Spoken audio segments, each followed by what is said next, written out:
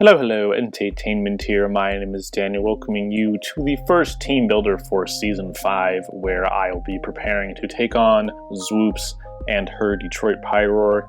This is going to be the Excel sheet you can get used to looking at. It was provided by Kraken Nation and is an excellent tool for team building. Does a lot of stuff automatically, and it's just very powerful. So thank you, Kraken Nation. Big shout out to your work, and I appreciate you passing this on to me. But anyways, along the top here is obviously my draft, and then along the bottom here is the Detroit Pyroar's draft. So she has Mega Diancie, Aegislash, Starmie, Hydreigon, Mandibuzz, Gastrodon, Escavalier, Drapion, Magmortar, Shiftry, Articuno, and Kangaskhan. Over here we can actually look at the total average base stats for each stat. So it looks like HP and attack and all that good stuff, and sort of gives it a color coding based on how high your number is. So these are the stats down here. Over here are the foe weaknesses and resistances, as well as my own. So her critical typing holes, I guess, are in fire and ground, but she still does cover them pretty well. The only typing she has a mild in is fighting and rock, because she has one more weakness and she has resistances. But other than that, she does pretty well across the board, and there's nothing that really particularly stood out to me. And then I think we're already familiar with my weaknesses and resistances. I feel like I did a pretty good job this season, and I don't think there's any one typing she can particularly capitalize on. So anyways, basically the first thing I noticed about this team is how completely weak it is to Terrakion. If Terrakion can set up at all, this team just gets torn in half. If I bring a Swords Dance variant, I can obliterate even defensive Gastrodon and defensive Mandibuzz. Nothing, and defensive Starmie, nothing takes a hit from Terrakion if it gets set up on this team. So that was basically the main staple.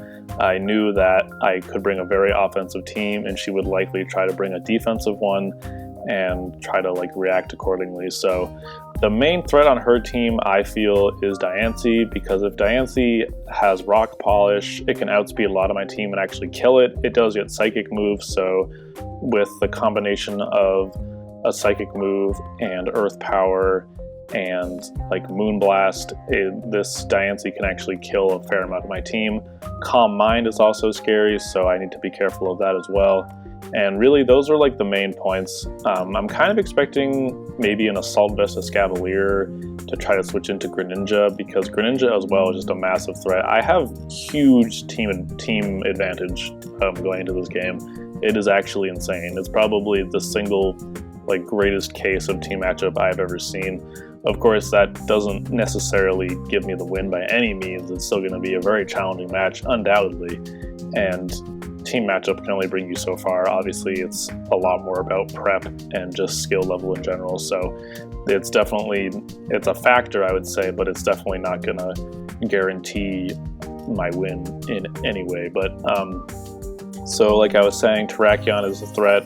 Greninja is a threat, and even the coverage on Thundurus is going to be threatening as well. So if we scroll down a little bit here, we'll see the basic rough draft, the team I am planning to bring. Of course, I'm going to try to bring a dual dance Terrakion, because if I have close combat and Earthquake, I can actually obliterate the entirety of this team. Mandibuzz, if it's fully defensive, it can barely take, or barely have a chance to take, a +2 close combat. So I felt like Stone Edge wasn't that necessary, just because Earthquake and close combat obliterates this whole team anyways. So even fully defensive Gastrodon cannot take a +2 close combat, which is crazy. Terrakion is so powerful, it's obscene. And anyways, and I just want to be faster than Hydreigon. I'm really heavily expecting a choice Hydreigon, but I'm still going to be planning around a Specs Hydreigon or something if she decides to bring that. And then here we just have a Wall Breaker Greninja, probably just going to be 4 attacks. I ended up throwing, I think, Hidden Power Fire in. I'll go over to Showdown after I show you, after I finish holy crap, after I finish going through this rough draft. But I'm pretty sure HP Fire is in this final slot. But anyways, the coverage this thing gets is really, really nice. It is faster than Starmie and will be the fastest non-choiced Pokemon on the field, so that's always nice for speed control. Magnezone is here to be a trapper, so obviously it needs to have Hidden Power Fire, it needs to be faster than Escavalier. It can also trap Aegislash.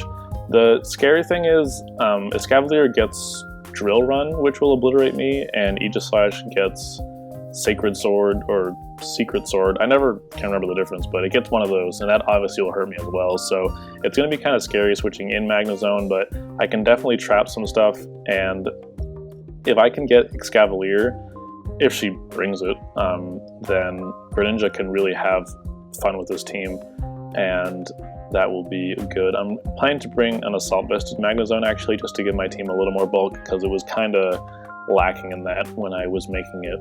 I think it was Expert Build or something at first.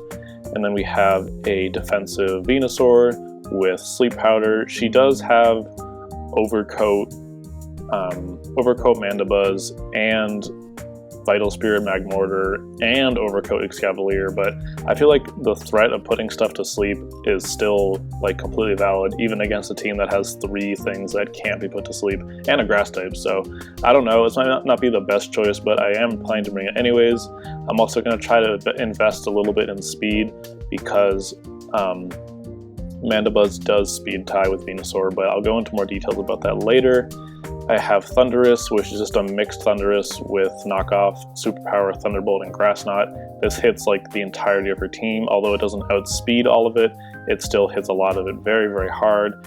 And then finally just a Defogging Mantine. I kind of want to bring Hitmontop, just because Intimidate could be nice against Aegislash or like Kangaskhan or Drapion maybe. It would be nice to have, and also Aegislash can't even prevent Hitmontop from spinning, just because I can run Foresight, and actually Foresight with close combat would like completely murder Aegislash.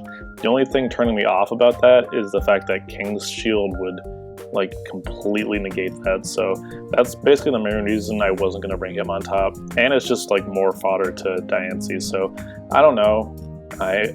I guess we'll see when game time comes how I feel about it, but currently I have Mantine so that my whole team isn't completely weak to Diancie, because I don't think she would bring a rock type move. I think she'd want to bring a psychic move, Moonblast, and like a ground type move for Magnezone, so Mantine should be safe against all of those, whereas Hitmontop would obviously die to either Moonblast or Psyshock, honestly. So, but anyways, this is the current rough draft. Obviously doesn't have the EVs and stuff, so I'm going to jump over to Showdown really quick so I can show that to you guys. Here we have Argos the Terrakion, enough speed to outspeed non-choiced Hydreigon, and then just the rest max attack and the rest in Spadef in case I need to take stuff from a choiced Hydreigon. I am running Dual Dance and, like I said, Close Combat and Earthquake. The final slot is debatable.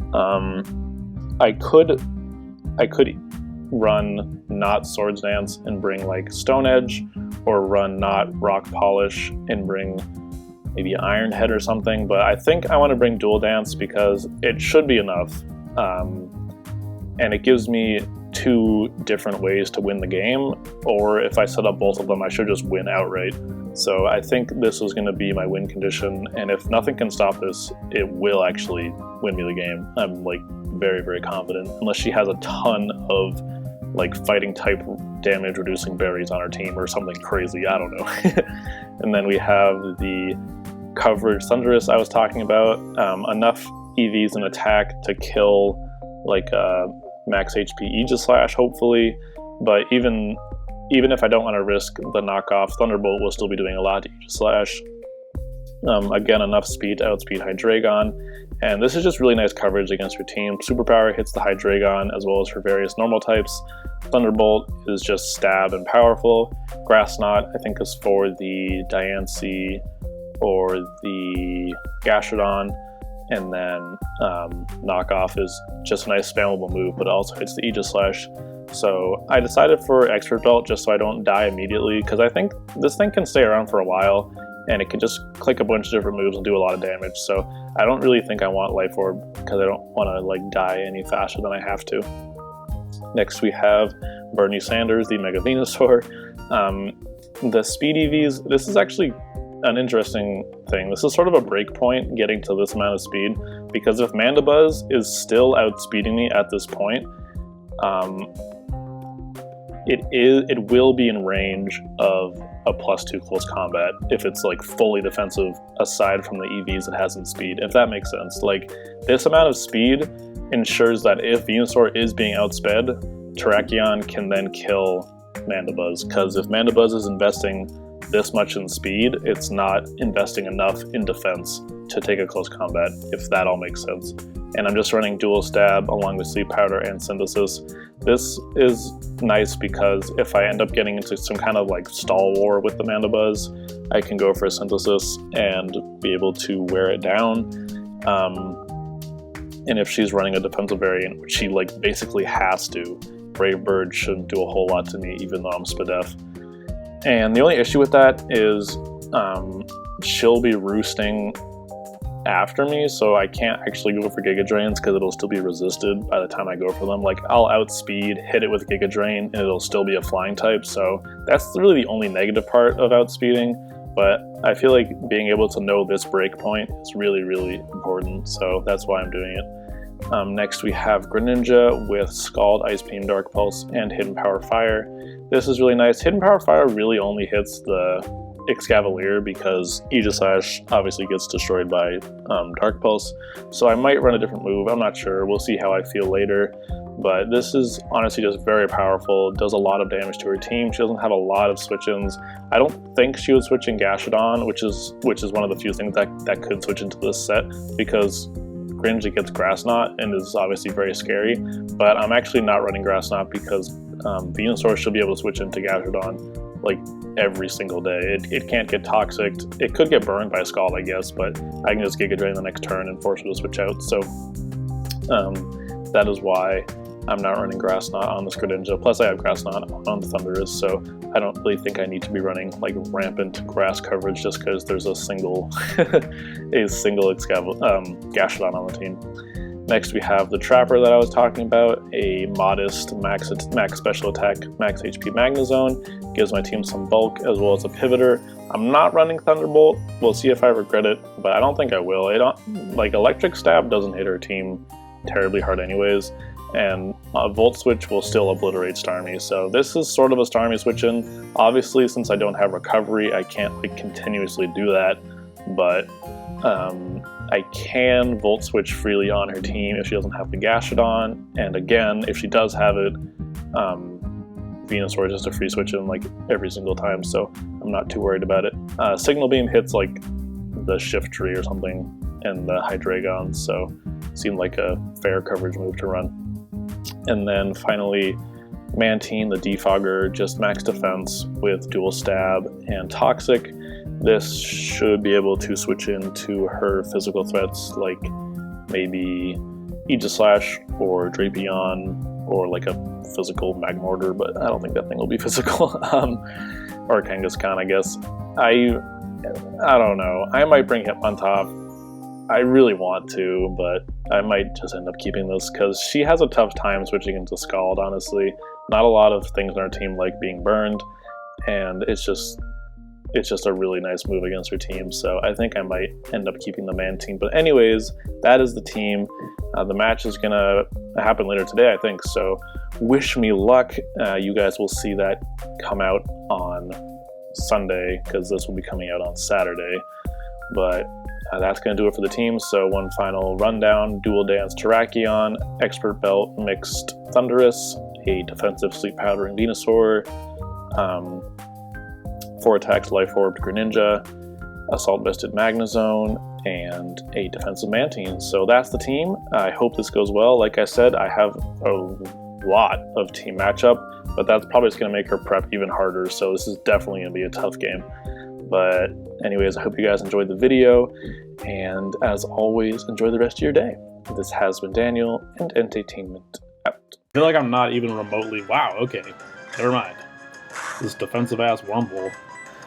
No, I'm kidding. I'm definitely killing this thing. There's no way we're keeping a Wurmple, and we're actually going to speed this up because I'm already bored. Get the heck out of here. Well, that was completely useless.